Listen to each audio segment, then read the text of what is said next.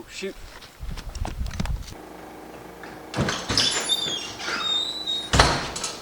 Whew! Man, I forgot all about that jig I had to make.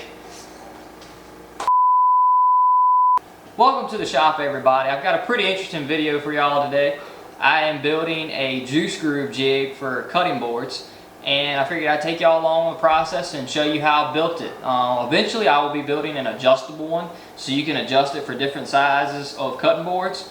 But for right now, all I have been building are cutting boards that are 20 inch by 14 inch and 2 inches thick. So I'm just building just a set size jig, but this is it right here. And as you can see, it's nothing special to it. It's just 3/4 inch plywood that I've made the jig out of. And I'm going to take y'all along on this build and hope y'all enjoy it. Alright, here I had some 3/4 inch plywood that was already ripped down into smaller workable pieces. So here I am just ripping it to try to get it a little bit closer to what my cutting board dimensions are. So I'm going to rip it here, and then I'm going to cross cut it after this, and that'll be my final piece that I'll be able to work with and use as the base for this jig.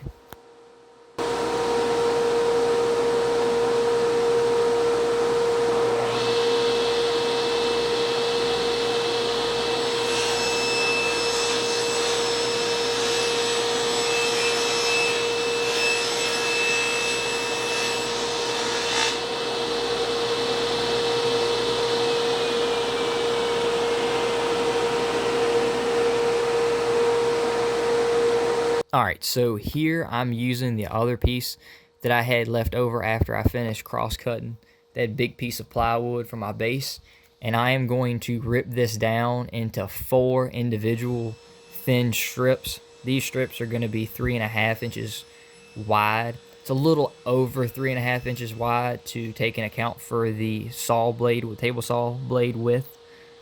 But these are going to make up the actual part of the jig that spaces out the cutting board and the guides that go around it.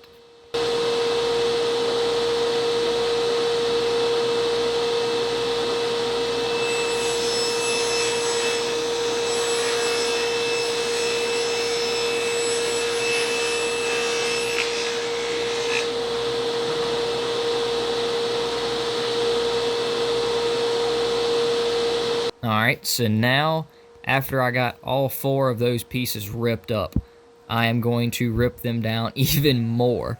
I've got the saw blade in account for this, the thickness of it in account for this already, so that's why I cut it over just a little over 3.5 inches thick.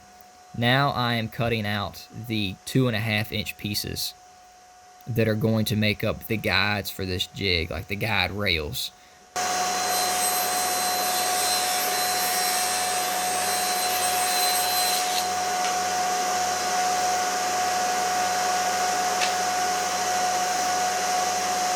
Alright, now that I have those 2.5 inch pieces cut, I've got them setting over to the side. Now I'm going to take the pieces that I had left over from cutting out those 2.5 inch pieces and use that to cut 1 inch wide pieces and strips of this plywood.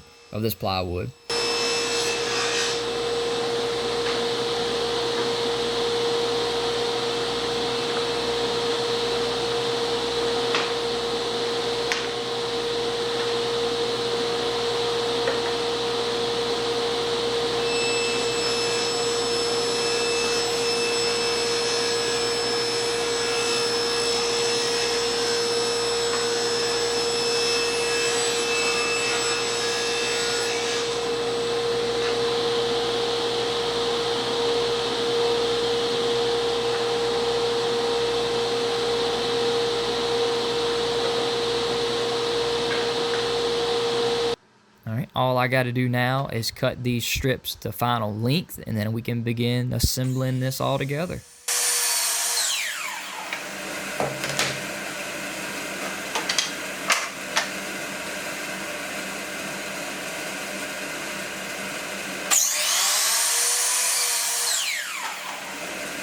Okay, now hopefully here this makes sense as to why I was ripping up so many strips. So that 1 inch piece is going to go down and going to be nailed directly to the jig, that is going to be used as a spacer so I can get an evenly spaced groove all the way around my cutting board when I start using this jig. And then on the back side of that, I'm going to put the 2.5 inch piece up on end and nail that directly to those spacers.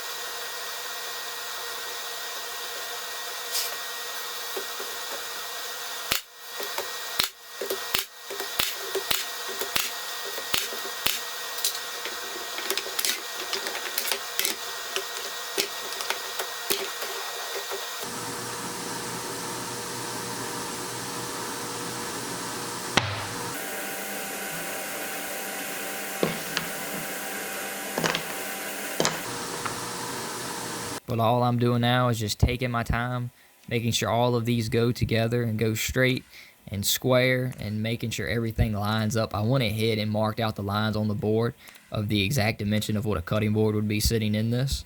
And then we're going to put it all together.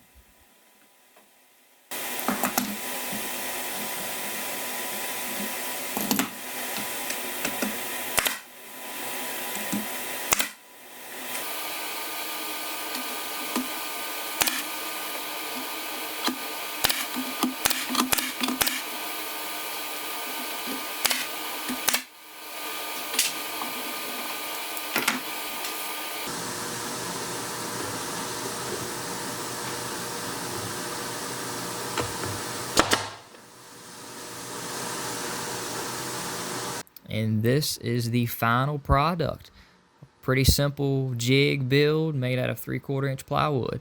And I'll show y'all what it looks like with the router. So pretty much you're going to set your cutting board right down in the middle and use the router and just use the outside guides and go all the way around it and make sure you have a good even groove all the way around your cutting board.